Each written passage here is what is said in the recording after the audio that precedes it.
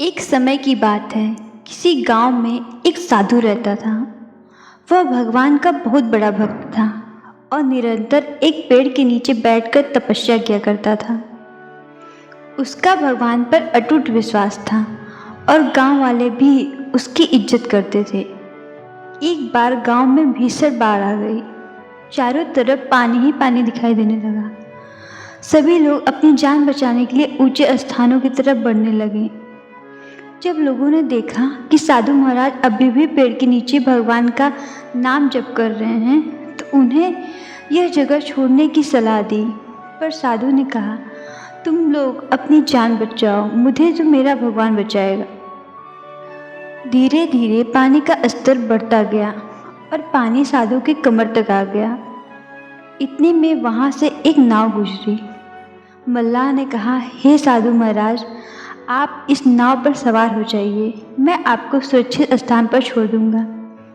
नहीं, मुझे तुम्हारी मदद की आवश्यकता नहीं है, मुझे तो मेरा भगवान बचाएगा, साधु ने उत्तर दिया। नाव वाला चुपचाप वहां से चला गया। कुछ देर बाद बाढ़ और प्रचंड हो गई। साधु ने पेड़ पर चढ़ना उचित समझा और वहां बैठकर ईश्वर को याद करने लगा। तभी अचानक उसे गड़ाहट की आवाज़ सुनाई दी। एक हेलीकॉप्टर उसकी मदद के लिए आ पहुंचा। बचाव दल ने एक रस्सी लटकाई और साधु को उसे जोर से पकड़ने का आग्रह किया।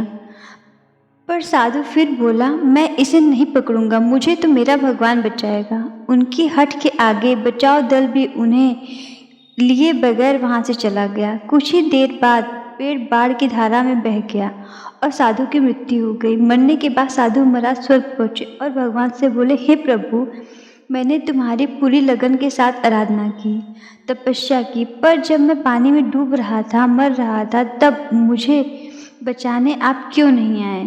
ऐसा क्यों प्रभु? भगवान बोले, हे साधु महात्मा, मैं तुम्हारी रक्षा करने एक नहीं बल्कि 3 बार आया।